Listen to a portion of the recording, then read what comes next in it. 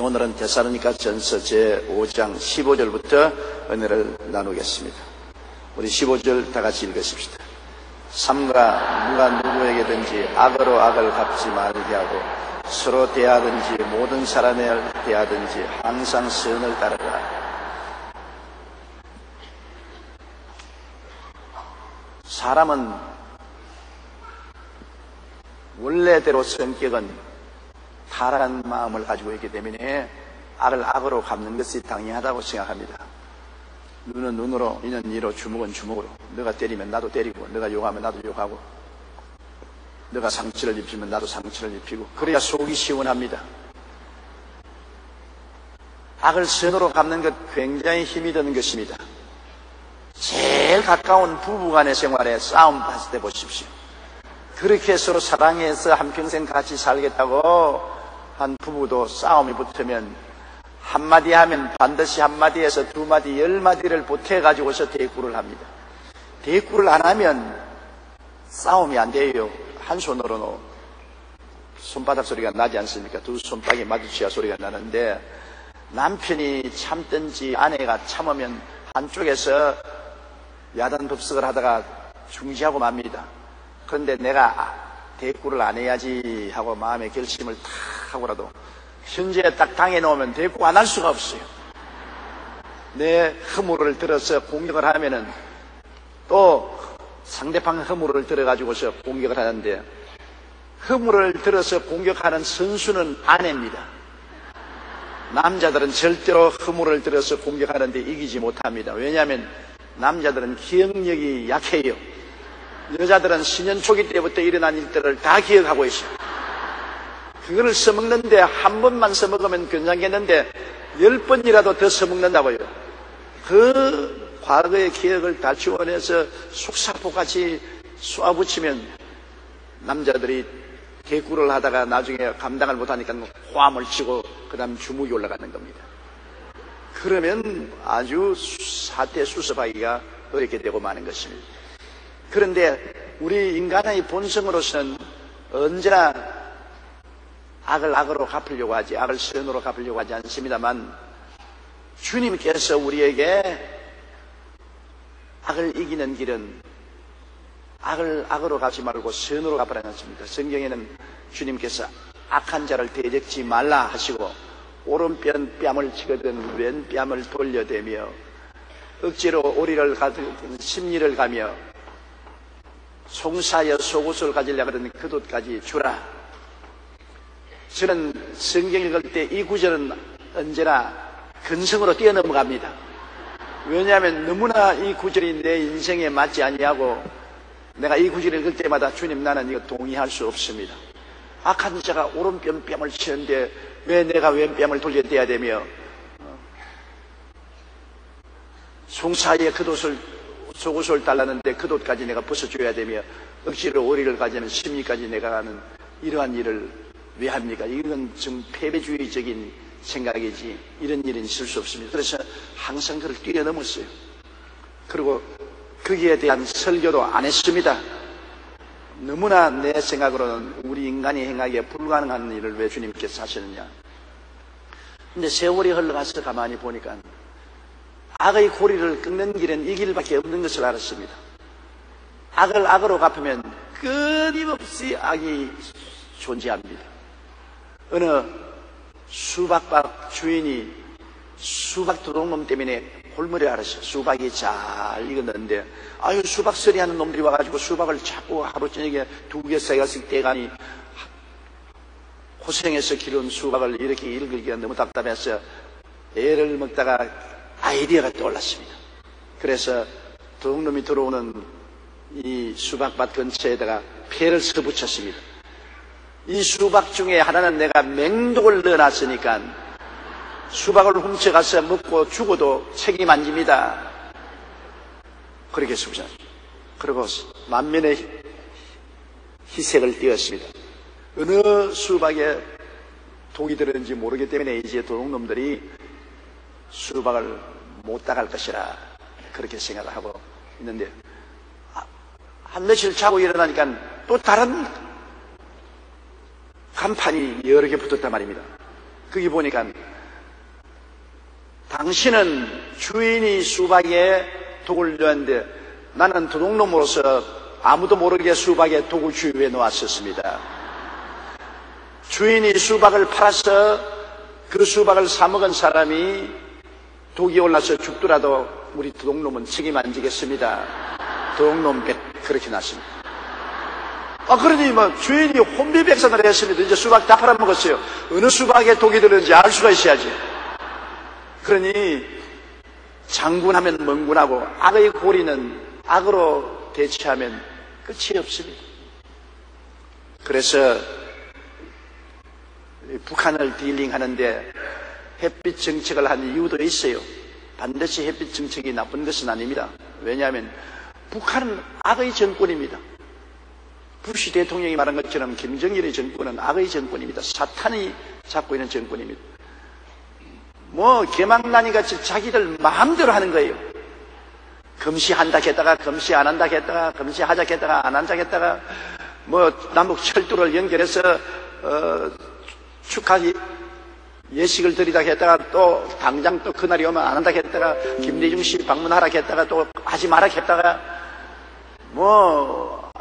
아주 악의 정권입니다. 원자 핵을 개발해서 원자탄을 개발했다가 또 미사일을 개발하고 쏜다 했다가 안 쏜다 했다가 미쳐요. 그냥 그 따라가면. 그러니 그러한 사람하고 무슨 일을 합니까? 그러한 악의 집단하고 악으로 대항하면 견디낼 수 있습니까? 우리 대한민국 같은 자유민주주의 체제에서 북한같이 악으로 똘똘 뭉친 독재 정권하고 어떻게 대항을 합니까? 국민들은 안중에도 없습니다. 북한에 무슨 국민이 안중에 있습니까? 한 500만 공산당원만 살면 다른 국민들은 다 굶어 죽어도 좋다고 하는 그런 상황인데 어떻게 하겠습니까? 그러니까 주먹은 주먹으로 눈은 눈으로 이는 이로 하겠다면 다 상처투성이가 되고 마는 것입니다. 할 수 없이 끌어안는 길밖에 없죠. 자꾸 끌어안는, 배고프다면 먹이고 목마르다면 마시우고 끌어안는 길밖에 없습니다. 그래서 악한 개인이나 악한 정권을 다스리는 데는 주님의 말씀이 참말인 것입니다. 오른편 뺨을 치거든 왼편 하나 돌려서 더 맞더라도 악한 자고 안 붙는 것이 좋다.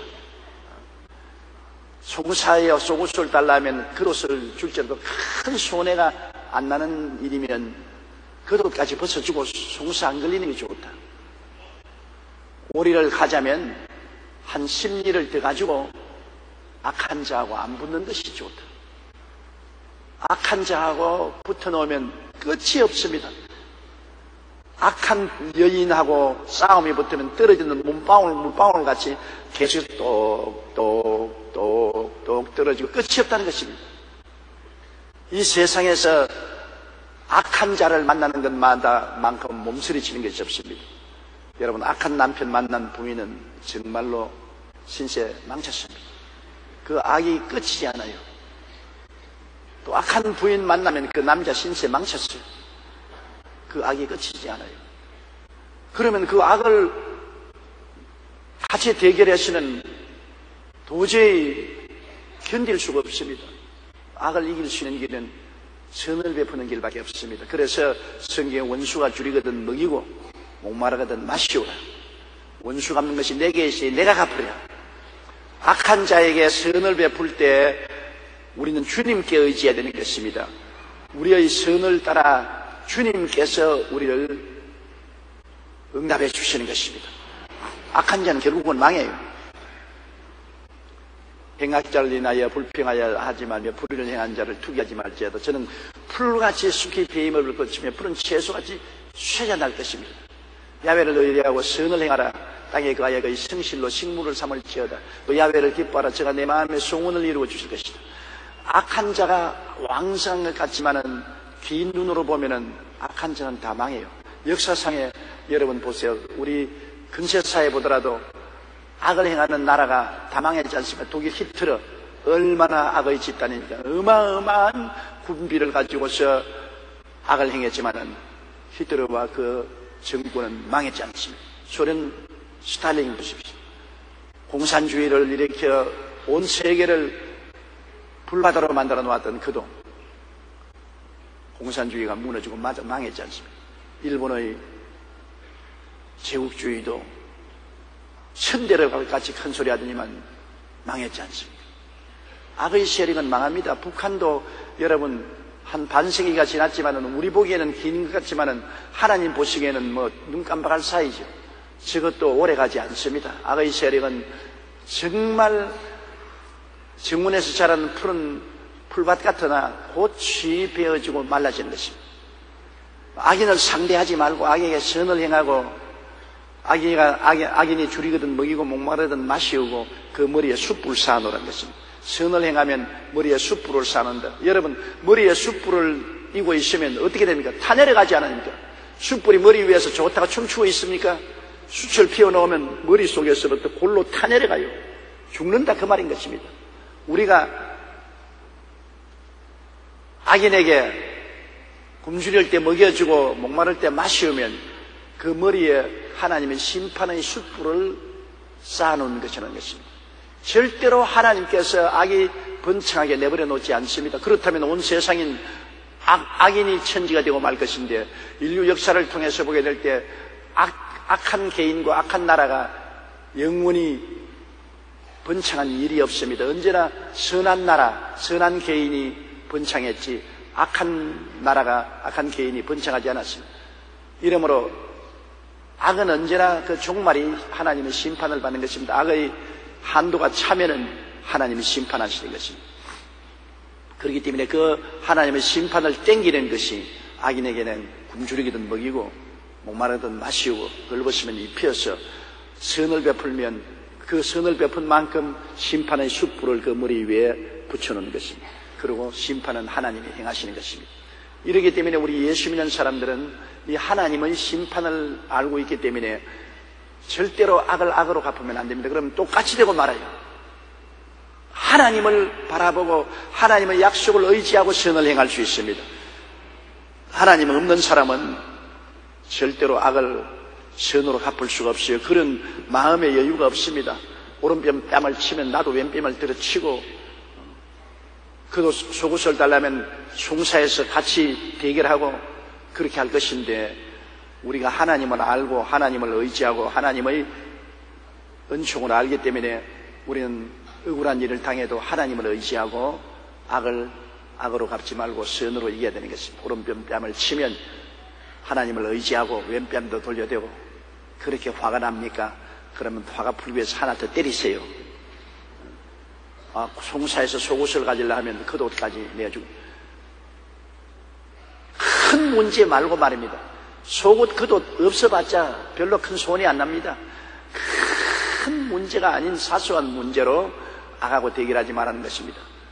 무슨 큰 문제로 제주도를 달랐거든 대한민국까지 다 내주며 그런 말 아닙니다, 여러분. 그건 문제가 달라요. 속옷이나 겉옷 같은 것은 때 묻은 속옷, 그것도 오래 빨래를 안 하면 이도 덕실덕실한 그 속옷 달라 그러는데 그러면 너 겉옷까지 벗어주는 건 별 손해 없어요. 큰 상처가 아닌 이상 사소한 일 가지고 분쟁을 하지 말라는 것입니다.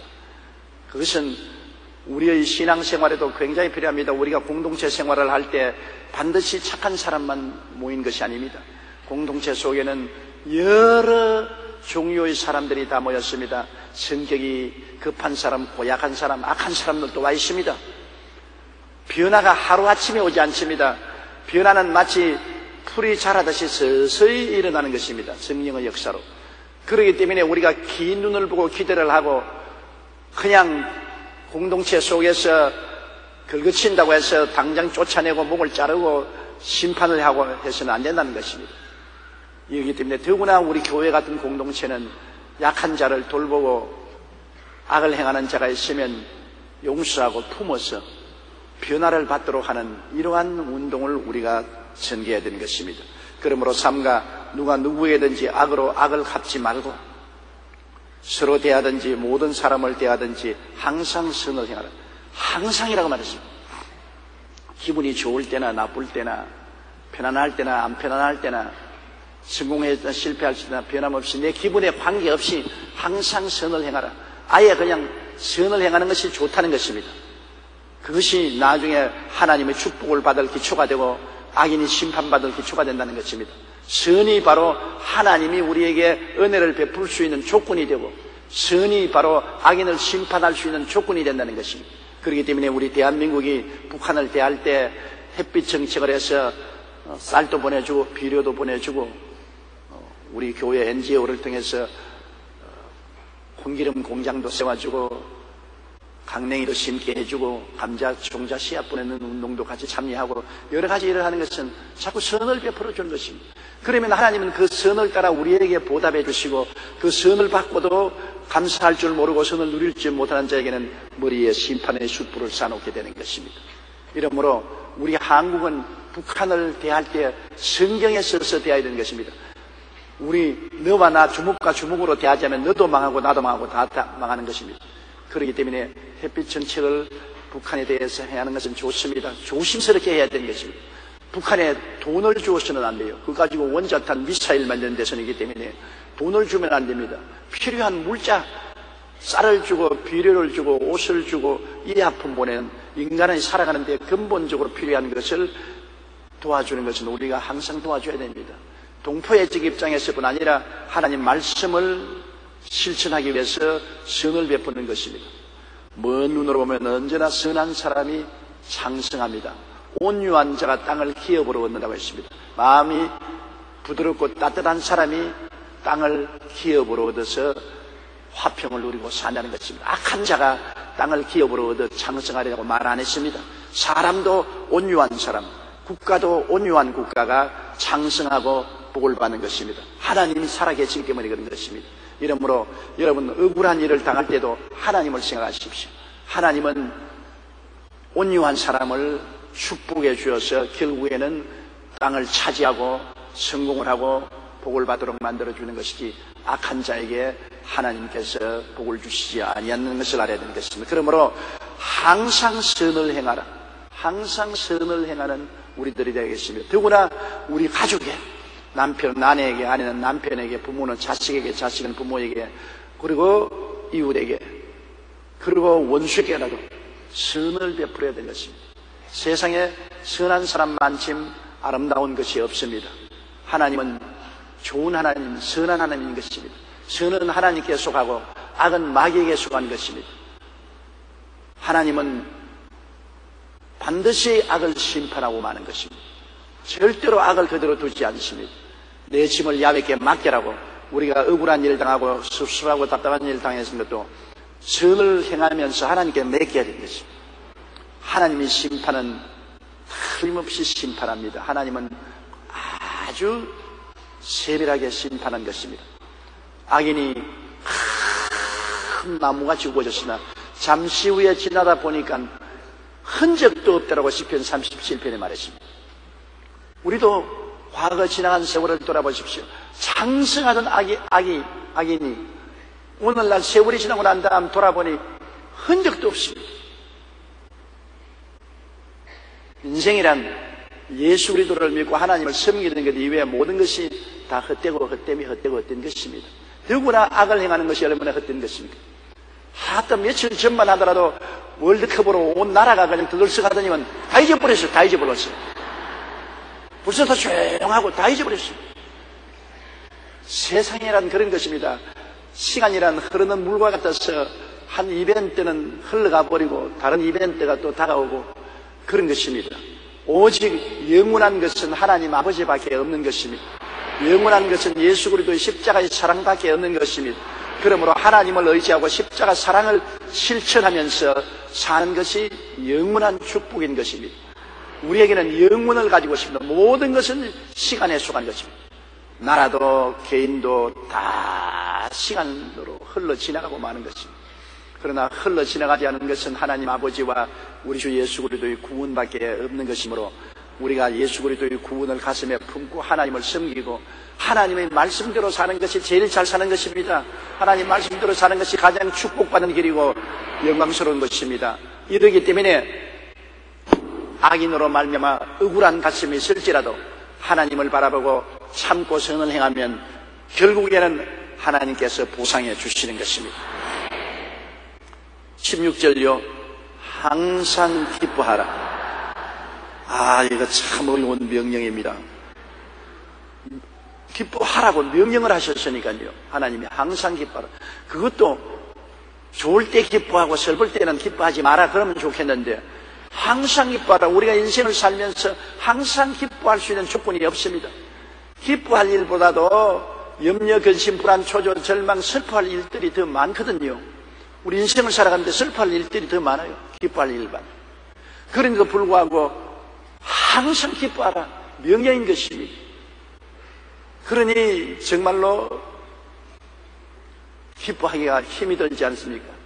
조지 뮬러는 30년을 같이 살은 부인이 세상을 뜨고 난 다음에 상당히 마음의 고통을 당했으나 며칠 후 교회에 나가서 성도들 앞에 간증하기를, 나는 우리 집사람이 이 괴로운 세상에서 고생하다가 이제 평안한 천국에 들어가서 주님과 기뻐하는 생활을 생각하고 마음이 기쁘다고 간증했습니다.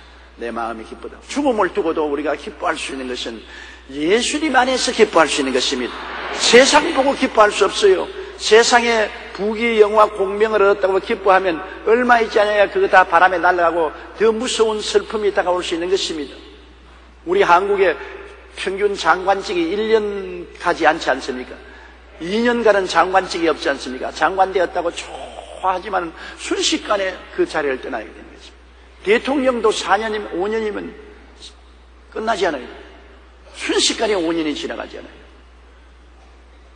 이 세상에 부귀, 영화, 공명이라는 것이 영원히 가는 것이 없지 않아요. 그러므로 세상을 따라서 기뻐하면 얼마 있지 않다가 기쁨은 사라지고 슬픔이 다가오는 것입니다. 세상은 변화무쌍합니다. 끊임없이 변하죠. 그러므로 그를 따라서 우리는 끊임없이 기뻐할 수가 없습니다. 우리가 기뻐할 수 있는 일은 하나님 안에서 기뻐할 수 있는 것입니다. 우리 주 예수님께서 나같이 못난 사람을 무조건 불러서 용서해 주시고 의롭다 하시고 우리에게 영광을 주셨으니 이런 선물을 받고 난 다음 기뻐하지 아니할 수가 없습니다. 나는 용서받은 의인이 되고 하나님 영광을 얻으시니 기쁘지요. 내가 세상을 따라 살았는데도 불구하고 하나님이 거룩한 옷을 입혀주시고 선물을 주시고 성령을 주셨으니 기쁘지요. 내가 병들어서 고생할 때 주님께서 치료를 공짜로 주시고, 내가 아무 공로도 없는데 공짜로 치료를 주시고 건강 주시고, 한 일 없는데 나에게 저주를 제하시고 아브라함의 복을 주시고, 더구나 더 천국의 영원한 영광 있을 곳을 주님이 공짜로 값없이 주시고, 이런 은혜를 생각하니까 기뻐하지 아니할 수가 없는 것입니다. 예수님 안에서 내가 영혼이 잘되고 범사에 잘되며 강건하고 생명을 얻되 넘치게 얻는 하나님의 선물을 받았으니 우리가 기쁘고 감사하지 아니할 수 없는 것입니다.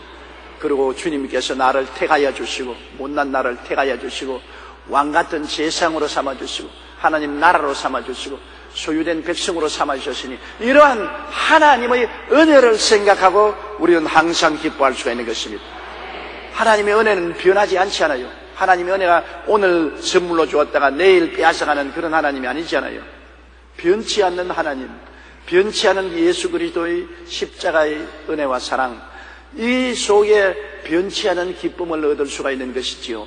예수 그리스도와 아버지를 떠난 세상에서 기뻐하는 것은 허탈한 기쁨인 것입니다. 그 기쁨은 오래가지 않아요. 신혼신부가 결혼해서 아주 즐거워하지만은 부부간의 즐거움은 17개월밖에 안 간대요. 17개월 지나면은 머릿속에서 사랑의 호르몬이 사라진답니다. 너무 심상하죠. 그러므로 세상의 기쁨이라는 것은 다 지나갈 것입니다. 꽃과 같이 피어서 너무나 아름답게 보이지만은 바람이 불고 비가 오면 다 시들어서 떨어져 버리고 마는 것입니다. 그러나 어떠한 일이 있어도 변하지 않은 것은 그리스도 안에서의 하나님의 은혜와 사랑입니다. 그래서 하나님의 은혜와 사랑을 생각하고 기뻐해야 되는 것입니다. 그런데 기뻐하라고 명령을 했으니까 기쁨의 외부적 표현은 웃는 것입니다. 웃어야 기쁘고 기뻐야 웃지요. 슬픈데 웃지 않습니다. 그러므로 항상 기뻐하라는 것은 항상 웃고 살아라 그 말인 것입니다. 항상 웃고 살아라. 웃는 것이 좋지 않습니까? 어느 망하는 회사에 새로운 사장이 들어왔는데 그 사장이 얼마 있지 않냐여 그 회사를 완전히 서로 탄탄하게 세워놓았다는 것입니다. 사원들이 전부 다 단결을 하고 열심히 일을 해서 생산성도 높이고 회사를 흑자로 돌리는데 그 비결이 뭐냐? 들어오자마자 회사 앞에 웃는 마크를 크게 붙였어요. 웃는 마크를 붙였어요. 그 다음에는 가슴에다가 사장부터 모든 사원들에게 웃는 마크를 붙였어요. 웃는 마크를 붙였어요. 그리고 회사의 모든 기계와 시설에도 전부 웃는 마크를 붙였어요. 앞을 봐도 웃고 뒤를 봐도 웃고 동을 봐도 웃고 서로 봐도 웃고, 그리고 사장님이 솔솔솔해서 사원들에게 늘 웃는 그 생활을 하고 있어요. 사장이 와서 모든 사람 보고 싱글벙글 웃고 있어요. 그러니까 웃음은 전염성이 있습니다. 웃는 사람 보고 같이 안 따라 웃을 수가 없어요. 그렇기 때문에 사장이 웃으니까 중역들이 웃고 사원들이 웃고, 웃음 캠페인이 일어나서 그 회사가 모르다 웃기 시작하자 불평불만이 사라지고 서로 단합이 일어나고 열심히 일해서 생산이 높아지고 흑자로 돌아섰다는 기록을 제가 읽어본 적이 있는 것입니다. 그러므로 우리 가정에도 웃음 캠페인을 하는 것이 어떨까요? 대문에 웃음을 담는 그림을 탁 그려놓고, 그 다음에는 여러분 남편도 부인만 보면 싱글벙글 웃고, 부인도 남편만 보면 싱글벙글, 부모와 자식들이 서로 바라보고 싱글벙글, 이웃도 바라보면 그저 싱글벙글. 웃으면 전염성이 있어서 많은 사람들에게 웃음을 가져오고, 웃음이 있으면 기쁨의 샘이 솟아오르기 시작하는 것입니다. 먼저 웃어야 기쁨의 샘이 솟아오르지요. 기뻐서 웃겠다면 별로 기뻐할 일이 없지 않아요. 하루 종일 여러분 지내보십시오. 기뻐할 일이 별로 없지 않아요. 그런데 자꾸 웃으면은 마음속에 기쁨이 샘이 솟아오릅니다. 우리 사람의 마음은 기뻐할 이유를 모릅니다. 웃으면 기뻐야 되는가 보다 하고 기쁨이 솟아오르기 시작하는 것입니다. 기뻐할 이유를 몰라요. 우리 속 잠재의식은요. 그러므로 우리가 웃음을 웃으면 지금 기뻐하는 것보다 마음의 기쁨이 솟아올라요. 저는 언제나 설가로 나오기 전에 거울을 쳐다보고 나를 쳐다보고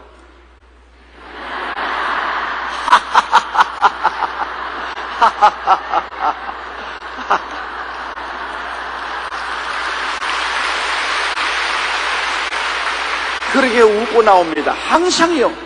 거울 앞에 서서 내가 하나님을 생각하고 예수 그리스도의 은혜를 생각하고 웃고, 그리고 또 큰 소리 내어서 웃고, 그러면 마음이 정말 긍정적이고 적극적이 되고 쾌활하게 되고 성령이 사용할 수 있는 그릇이 되는 것입니다. 그러나 마음이 우울하고 무거워지고 부정적이고 슬픔이 꽉 들어차면 성령님이 사용할 수 없기 때문에, 성도들 앞에 나오면은 하나님 성령이 사용하지 못하기 때문에 인간적인 말을 해서 무슨 소용이 있습니까?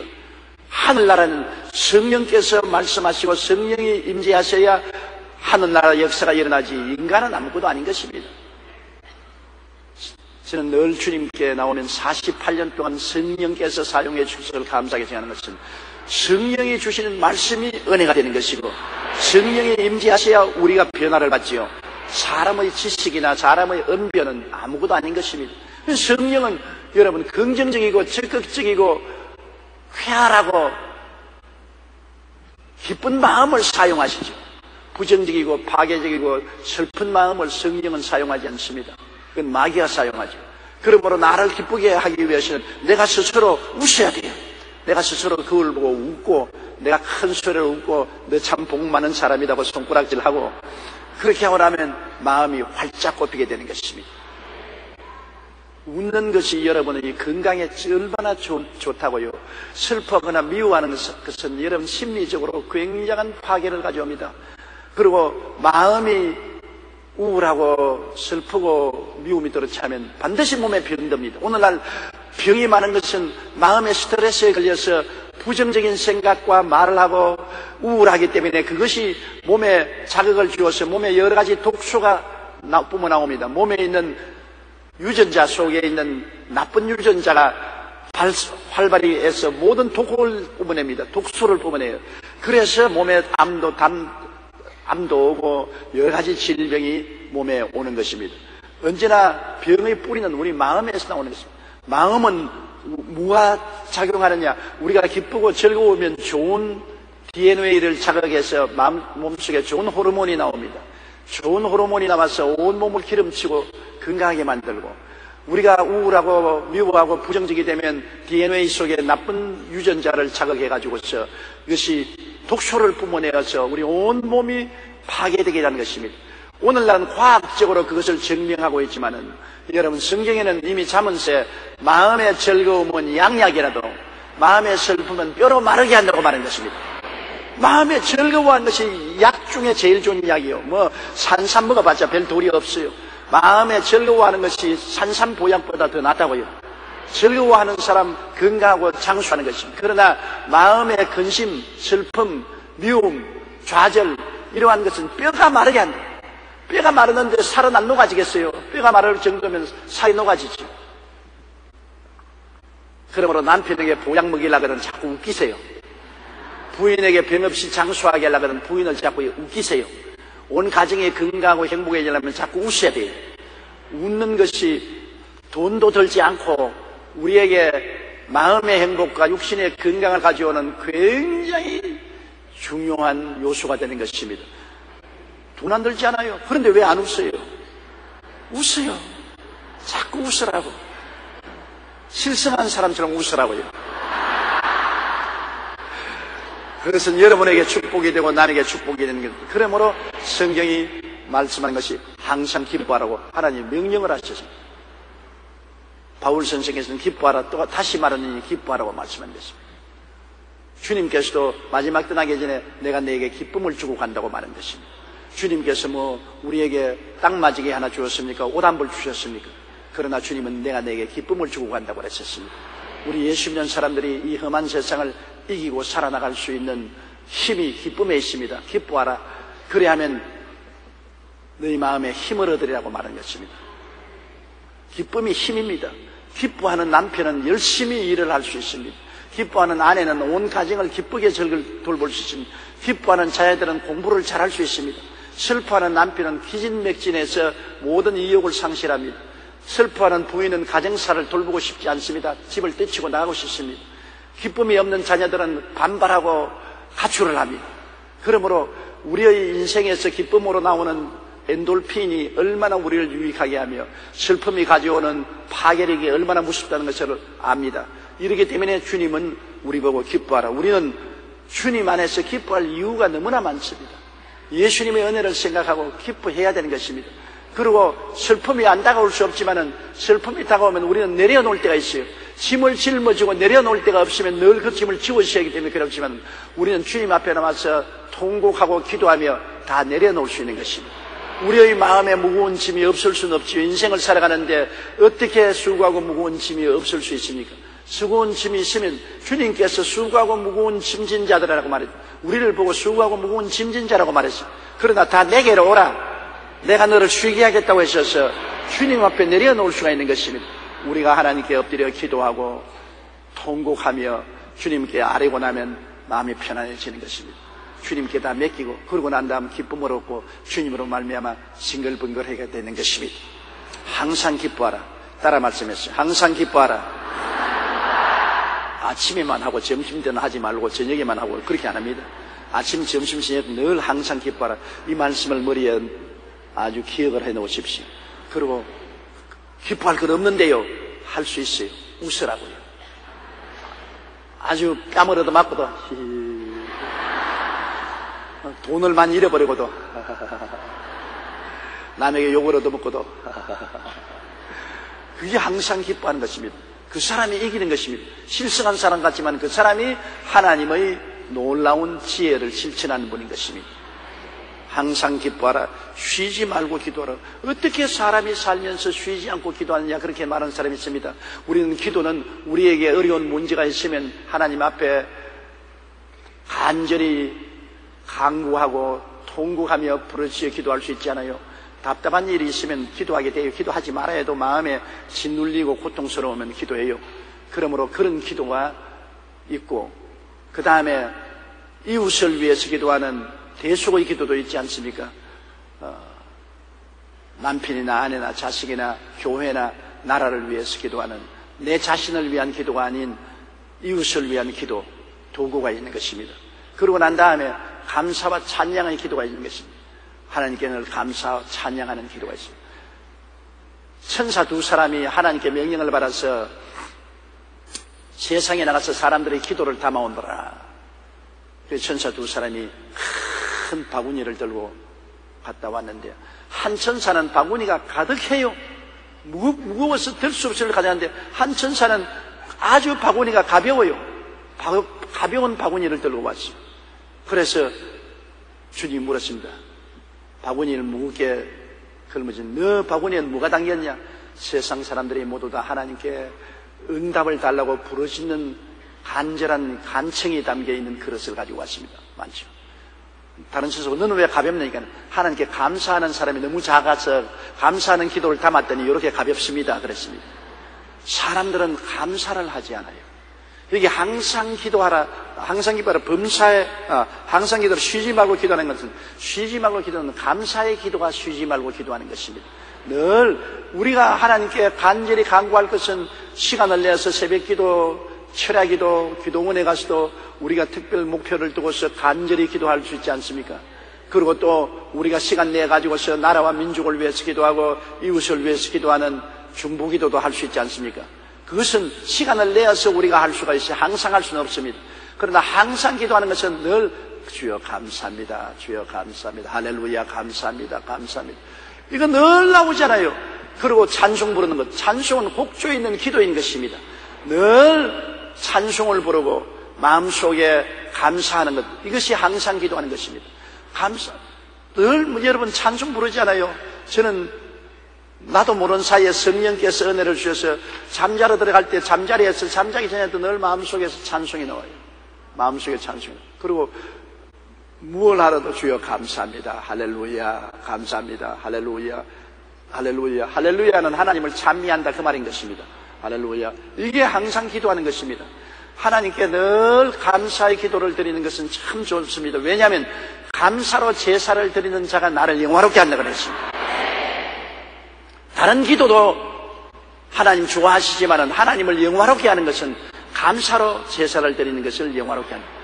하나님께 내 기도 응답을 달라고, 내 문제 해결 달라고 기도하는 것도 안 하는 기도보다 좋습니다. 내게 부르시자라 했으니까. 그리고 이웃을 위해서 기도하는 것도 좋지요. 그러나 하나님을 영화롭게 하는 것은 감사와 찬송의 기도가 하나님을 영화롭게 합니다. 늘 할렐루야 감사합니다, 찬양합니다. 그리고 찬양의 감사의 찬송을 부르면 하나님을 영화롭게 해서 감사로 제사를 드린 자가 나를 영화롭게 하니 그 행위를 옳게 하는 자에게 나의 구원으로 보이리라. 하나님이 그 사람을 구원해 주시고 도와주시겠다는 것입니다. 감사와 찬양은 하나님과 우리 사이에 길을 열어놓고 만든 것입니다. 그래서 하나님이 언제나 필요하면 우리를 도와줄 수 있는 그러한 기회를 하나님께 허락해 드리는 것입니다. 원망과 불평과 탄식은 하나님과 우리 사이에 담을 막아놓는 것입니다. 그래서 하나님과 우리 사이를 막아버립니다. 그러나 감사는 하나님께 길을 여는 것입니다. 시편에 감사함으로 그 문에 들어가며, 하나님 문으로 들어가는 문은 감사입니다. 감사하면 하나님 앞에 들어가는 문이 열리고, 찬송함으로 그 궁전에 들어가죠. 하나님 앞에 찬송을 하면 하나님 궁전에 들어가요. 그러므로 천당 문을 여는 것은 감사고, 찬송은 바로 하나님 보좌 앞으로 나가는 것입니다. 따라 말씀해. 감사함으로 그 문에 들어가며, 찬송함으로 그 전에 들어가자. 그러므로 얼마나 중요합니까? 여러분이 감사하면 천국 문을 자꾸 열어놓는 것입니다. 천국 문을 감사함으로 문에 들어가고 찬송함으로 그 궁전에 들어가서 하나님을 경배할 수 있는 것입니다. 이렇기 때문에 항상 하늘 문을 열어놓고 하나님의 손길이 여러분에게 임하게 하는 것은 평소에 늘 감사 찬송을 하는 것입니다. 원망 불평은 마귀를 청하는 것이고, 감사 찬송은 하나님을 청하는 것입니다. 이스라엘 백성이 광야에서 원망 불평하다가 마귀를 자꾸 청해가지고서 하나님의 심판을 받았지 않습니까? 이러므로 우리가 모르는 사이에 우리가 자꾸 마귀를 끌어들이는 것은, 마귀는 원망과 불평 전문가입니다. 아담과 하와가 그렇게 아름다운 낙원에 있으면서도 원망 불평하게 만들었습니다. 그건 왜냐? 너희가 동산 실과를 다 먹지 말라고 하느냐? 언제 그랬어요? 그런데 꼭 그렇게 꼬부라지게 말을 하거든. 하나님이 동산의 실과를 다 먹되 선악을 하는 실과는 먹지 말라 했는데, 마귀가 왔을 때는 정말 동산 실과를 다 먹지 말라고 하느냐? 불평을 심는 것입니다. 그래서 아니라 동산 중앙에 있는 실과는 먹지도 말고 만지지 말고, 아니다. 내 눈이 밝아 하나님처럼 될까 질투해서 그렇게 하는 것입니다. 마귀는 꼭 원망과 불평을 심어주어서 하나님을 반역하게 하고 하나님 앞에 문을 막아버립니다. 아담과 하와가 마귀 말 듣고 불평하고 선악과 따먹고 에덴에서 쫓겨났지 않습니까? 원망과 불평은 오늘날도 하나님의 영광에서 우리를 쫓아내는 것입니다. 천국문에서 우리를 쫓아내는 것입니다. 감사와 찬송은 천국 문을 열어 제껴놓고 하나님 보좌 앞에 나가게 하는 것입니다. 그러므로 항상 기뻐하고 쉬지 말고 기도하는 것은 늘 감사와 찬송의 기도를 드리는 것입니다. 할렐루야만 늘 해도 돼요. 할렐루야, 할렐루야, 할렐루야. 주여 감사합니다. 주여 감사합니다. 그저 감사합니다. 그저 감사합니다. 그저 감사합니다. 그러면 그로서 하나님 앞에 항상 기도하게 되고 하나님을 영화롭게 하게 되는 것입니다. 그리고 18절이요. 범사에 감사하라. 이것이 그리스도 예수 안에서 너희를 향하신 하나님의 뜻이니라. 또 범사에 감사를 했습니다. 이것도 참 어려운 하나님의 명령인 것입니다. 범사라는 것은 모든 일인 것입니다. 좋을 때나 좋지 않을 때나 기쁠 때나 슬플 때나 잘 될 때나 못 될 때나 건강할 때나 병들 때나 살았을 때나 죽을 때나 상관할 것 없이 감사하는 것입니다. 그것은 왜냐? 모든 일에 하나님께 우리가 맡겨놓으면 모든 일에 하나님이 책임을 져서 합동하여 유익이 되게 만들겠다는 것입니다. 하나님은 악을 선으로 바꾸는 힘이 있습니다. 요셉 보십시오. 형들이 그에게 악을 행하였으나 주님은 다 선으로 바꾸었어요. 마른 우물에 던져놓고 미디안 대상에게 팔아먹고 보디바르의 집에서 10년 동안 종살이하고 억울한 누명 쓰고 감옥에 들어가고 그렇게 한 모든 것이 악한 것 아닙니까? 너무나 좌절되고 절망된 것이지만 요셉이 하나님께 맡기니까 그 모든 과정이 합동하여서 애굽의 국무총리가 되도록 만들어 주셨다는 것입니다. 하나님은 악을 변하여 선으로 만드는 능력을 가지고 있기 때문에 너무나 놀랍습니다. 여러분, 예수님이 십자가에 못 박인 것이 얼마나 흉악한 일입니까? 하나님의 아들이 십자가에 못 박이다니 흉악하고도 이렇게 흉악한 일이 있습니다. 마귀들은 뛰어 춤추고 악인들은 이제는 예수가 죽었다고 바리새교인, 사두개인, 교법사, 대제사장들 춤추고 유대인들 좋아했었습니다. 그런데 사흘 만에 하나님은 뒤엎었습니다. 그 흉악한 일을 너무나 유익된 일로 바꾼 것은 주님께서 부활해버리고 말한 것입니다. 부활해서 주님이 그 부활을 통해서 사망 권세 멸하고 마귀의 정사와 권세를 다 빼앗아버리고 영원한 멸망을 제하고 우리에게 천국을 허락해 주신 것입니다. 십자가의 가장 흉악한 사건을 가장 우주적인 구원의 선으로 바꾸신 하나님은 뭘 못하겠습니까? 악을 변하여 선으로 바꾸기 때문에 하나님께 맡겨놓으면 선하게 되어요. 그러나 사람들은 별로 감사하지 않습니다. 타락한 사람은 모두 다 불평이 빡 들어찼어요. 내가 재미있는 것 하나 읽어봤는데 미국 캘리포니아 주에 사는 한 주부가 남편 팔겠다고 신문에 광고를 냈습니다. 남편을 싼 값으로 양도하겠습니다. 남편의 사냥 도구와 골프채는 개 한 마리는 덤으로 드리겠습니다. 왜 그러냐고 하니까 주말만 되면 남편이 사냥을 가든지 골프를 가고 자기를 늘 혼자 생고함으로 만들어 놨어. 너무나 화가 나서 남편하고 싸움을 하고 난 다음에 남편이 당신 뜻대로 하라 그러니까 그럼 좋다, 내가 당신 팔아먹겠다. 그래서 신문에 진짜 광고를 냈어요. 값싸게 팔아먹겠다고. 사냥총과 골프채와 사냥개는 공짜로 덤으로 주겠다고. 광고가 나가자마자 한 60통의 전화가 왔는데 모두 다 여자들에게서 전화가 왔어요. 그런데 남편을 싸겠다는 여자는 한 사람도 없어요. 대부분 그 전화에 뭐라 하냐면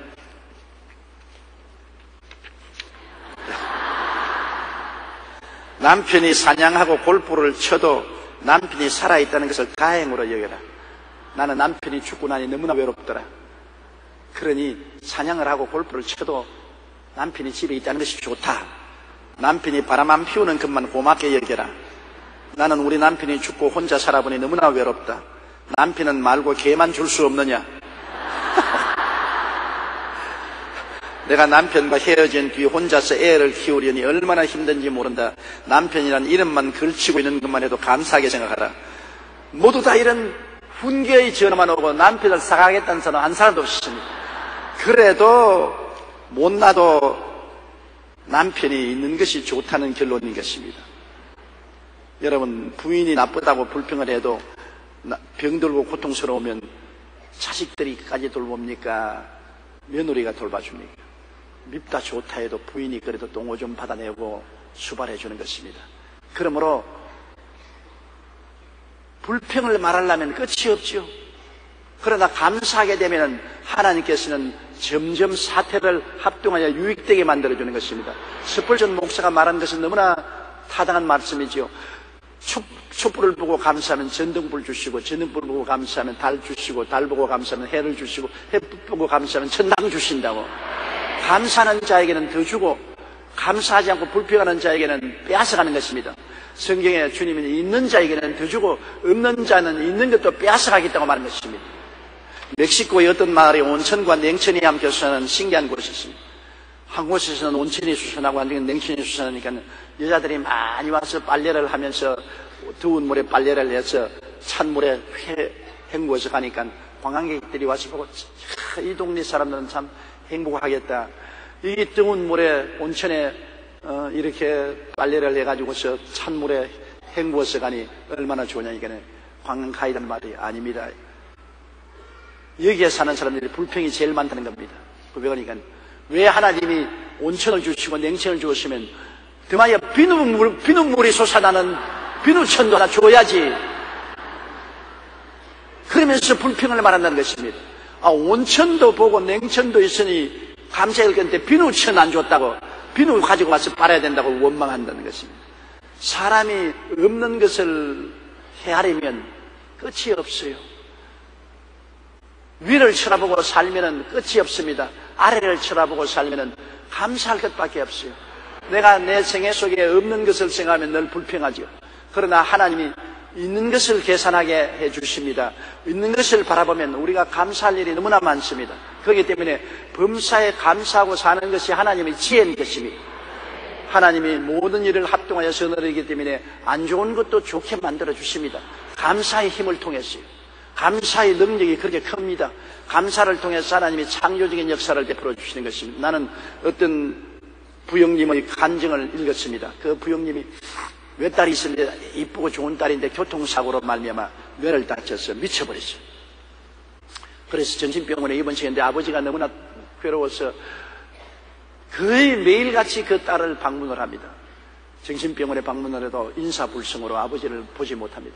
그래서 아버지는 마음이 괴로워서 하루는 차를 타고 가다가 하나님 앞에서 눈물을 흘리면서 하나님, 왜 이렇게 이쁘고 아름다운 내 딸을 저렇게 정신병이 들리게 하십니까? 그것도 자기가 잘못한 건 아니고 술 취한 놈이 차를 가지고서 받아가지고서 내 딸을 이렇게 정신병으로 만들었으니 하나님, 이렇게 불공평한 일이 어디 있습니까? 하나님 너무나 무정합니다. 그렇고 눈물을 흘리면서 차를 운전해 가는데 갑자기 마음속에 성령께서, 야, 너 딸이 자동차 사고로 정신이 이상이 된 걸 감사해 본 적이 있느냐? 하나님, 딸이 교통사고로 정신 이상이 되는데 왜 내가 감사를 해요? 너는 하늘나라의 비밀을 모른다. 감사를 할 때 하나님의 능력이 나타나는 것이다. 그래서 그가 차를 한쪽으로 대고 난 다음 하나님 감사합니다. 내 딸이 교통사고가 나서나 죽지는 않고 정신이 이상이 된 것을 감사합니다. 팔다리가 부러지지 않고 정신이 이상이 된 것을 감사합니다. 또 내가 왜 감사했는지 모르겠습니다. 그래도 감사합니다. 하나님 그저 감사합니다. 그리고 눈물을 흘리고 그냥 하나님께 감사를 드렸습니다. 그러고 난 다음에 차를 운전해서 정신병원에 가니까 정신병원 담당 의사가 복도에서 말하지, 아니 오늘 당신 딸에게서 희한한 기적이 일어났습니다.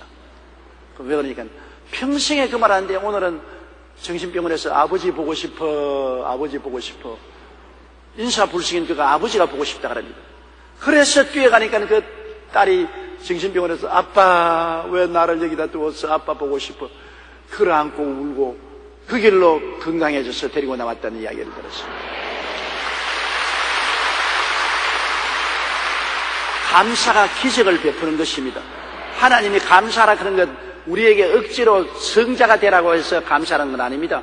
감사를 통해서 하나님이 역사할 수 있으니까. 불평을 통하면 역사하지 못하니까. 제가 옛날에 신학교 시절에 저 경상남도 김해 맥도에 가서 부흥회를 인도했는데 신학생이 무슨 설교를 잘하겠습니까? 일주일을 부흥회를 조그마한 교회 사는데 아이고 금요일 날쯤 되니까 미천이 다 떨어져가지고 할 말이 없어요. 정말 목사가 할 말이 없는 것마다 괴로운 것이 없습니다. 창세기부터 계시록까지 다 들여다봐도 할 말이 하나도 없어요. 아무 말도 없어요. 너무너무 답답해 죽겠어요. 그런데 월요일 날부터 집회를 했는데 목요일까지 교인이라고는 집회에 참석한 사람이 한 20명 정도 참석했는데 그 중에서 제일 많이 내가 설교만 하면 아멘, 아멘. 아니 잘하는 설교도 아멘, 못하는 설교도 아멘. 그래서 내가 목요일 동안 그 할머니만 쳐다보고 설교했어요. 얼마나 힘이 되는지. 그랬는데 금요일 날 이제 마지막 날 설교하러 나가서 그 할머니를 찾으니까 뭐 없더라고요. 너무나 죽을 쏘아서 아멘도 하다가 나 기가 막혀서 이제 안 오는가 보다. 완전히 내가 기진맥진했어요. 그날은 설교를 어떻게 했는지도 모르겠어요. 그 할머니가 없으니까 뭐 아멘한 사람도 없고 내 설교를 좋아하는 사람도 없고 기진맥진했는데 설교를 마치고 난 다음 이제 다 정리하려고 하는데 바깥에서 웅성웅성 소리가 나요. 보니까 그 할머니가 아들에게 업혀서 오는데 온 가족이 다 따라서 그 며느리는 등을 들고 아들은 업고 손주들은 그 할머니를 받들고 와 들어왔어. 이미 부흥회를 마쳤는데요. 그래서 그 할머니가 아버님 날 보고 전도사님 설교 새로 나에게 해주십시오. 내가 논일을 마치고 빨리 돌아오겠다고 서둘다가 논에서 뒹굴어져 가지고서 다리가 부러졌습니다. 그래서 우리 아들이 나를 병원으로 싣고 가라는 것을 나는 이 집회에 꼭 참석해야 되겠기 때문에 이 판자를 자리에다가 대서 붕대로 묶고 아들이 업고 며느리가 불을 켜고 손주들이 나를 받들어서 여기까지 왔는데 설교를 새로 해달라는 것입니다. 그래서 나는 그 할머니 위해서 또 설교를 새로 했다고 한 걸. 그런데 할머니가 그 설교하는데 누워가지고서 설교를 들으면서 또 아멘, 아멘, 할렐루야, 아멘. 그런데 그 아들과 며느리가 탁 고개 숙여 손주들하고 가만히 있더라고요. 그 아들과 며느리와 손주들은 예수의 예자도 모르는 완전히 불신자였습니다. 그런데 설교를 마치고 난 다음 그 할머니가 날 보고 손을 잡고서 기도해달라면서 목사님 하나님이 너무나 감사합니다. 내 속으로 감사할 것은 다른 데 있지 무슨 감사할 게 있냐. 그를 전 열심히 부흥해 다니는데 왜 뒹굴게 해서 다리를 부러지게 하는 하나님이 뭘 감사하냐. 그때 내 전도사 시절에 그 할머니보다 신앙이 내가 없었어요.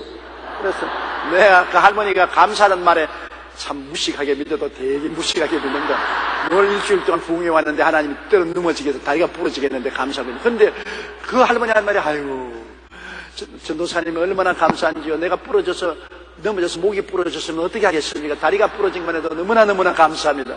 그래서 목 부러지지 않고 다리 부러졌다고 고맙다는 사람 처음 봤네요. 내가 내내 들으면서도 속으로 불평을 말했습니다. 하나님이 살아계시면 왜 이렇게 합니까? 하나님 좀 똑똑히 해주세요. 그래야 내가 설교를 똑똑하게 하지. 아니 일주일 동안 부흥에 참석한 분이 교회 오려고 서는데 왜 넘어지게 해서 다리가 부러지게 합니까? 그래도 그 할머니는 자꾸 고맙다고 합니다. 그래서 내가 기도를 해드렸어요. 그러고 난 다음에 제가 신학교를 졸업받고 교회를 개척하게 되고 세월이 흘러서 부산에 있는 순복음교회에 내가 하루 설교를 하고 나오다가 그 할머니가 부산으로 와서 그 교회에 나오는 것을 알고 만났습니다. 아니 내 손을 잡고 얼마나 고맙고 또다시 감사합니다. 아이고 근데 내가 목사가 되었는데 목사님 감사합니다. 날 기억하시죠? 기억하고 말고 다리 부러지고 감사하는 할머니가 세상에 어디 있습니까? 나 지금도 내가 모르겠어요. 다리가 부러지는데 왜 감사합니까? 아이고 목사님 몰라서 그럽니다. 다리가 부러져서 얼마나 감사합니까? 우리 아들, 며느리, 손자, 손녀가 절대로 교회 나올 사람들이 아닌데 그날 내가 다리가 부러졌기 때문에 날 업고 나를 데리고 나왔는데 그때 이로부터 내 다리가 나을 때까지 몇 달 동안 계속해서 아들이 업고 나오고 며느리가 날 받쳐서 나와서 교회에 와서 앉아있어. 다 예수 믿게 되었어요. 그래서 그 할머니 하는 말에 내 다리가 안 부러졌으면 우리 가족들이 구원받지 못할 것이에요.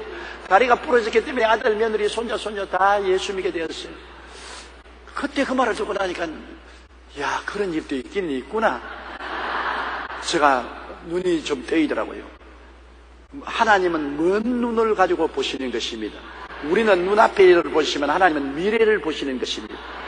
감사하니까 합동하여 유익을 이루지 않으면 그 할머니가 온만 불평 탄식하고 교회 오는 것도 집어치워 버리고 그렇게 했으면 가족들이 구원받았겠습니까? 감사로 찬송을 제사를 드리는 자가 나를 영화롭게 하느니 그 행위를 옳게 하는 자에게 하나님의 구원으로 보이리라. 감사가 바로 하나님의 구원을 가져오는 길이 되기 때문에 감사하는 것입니다. 뭐 현재 여러분이 느끼는 당하는 그 고통과 괴로움이 감사할 일이라 그런 건 아닙니다. 그런 가운데서 감사해야 하나님이 나타날 수가 있다는 것입니다. 하나님이 오시는 문을 열어주기 때문인 것입니다. 그러므로 오늘 이 말씀은 항상 기뻐하라, 쉬지 말고 기도하라, 범사에 감사하는 것은 인생을 살아가는 최고의 지혜입니다. 하나님이 주시는 최고의 지혜예요. 인생을 여러분 성공하고 사는 것은 지식이 아닙니다. 지혜입니다. 지혜가 인생을 성공하게 살게 하는 것입니다.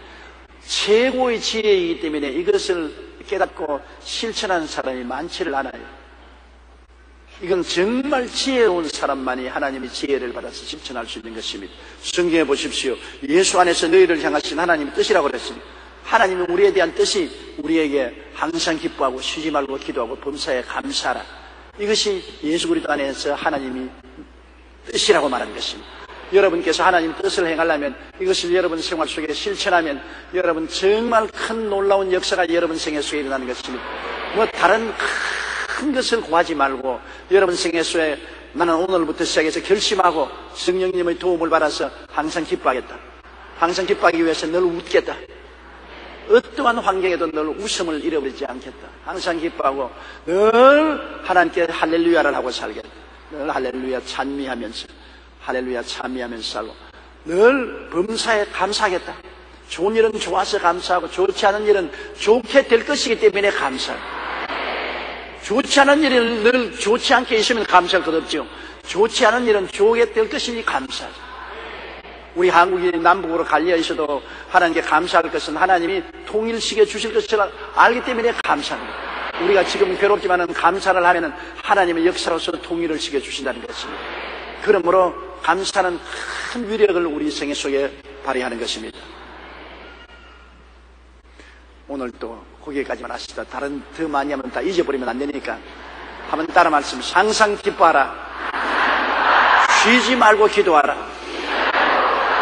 범사에 감사하라.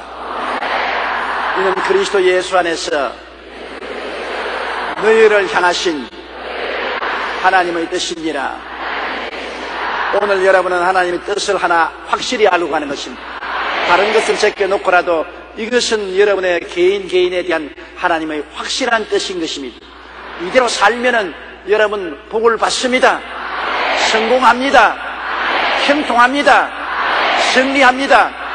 이 하나님의 지혜를 갖고도 누리지 못하면은 어리석은 사람이 되고 마는 것입니다. 모래 위에 지은 집을 지은 사람같이 되고 마는 것입니다. 이 하나님의 지혜를 오늘 받아들이고 여러분 우리 다 실천하며 살게 되시기를 주님 이름으로 축원합니다.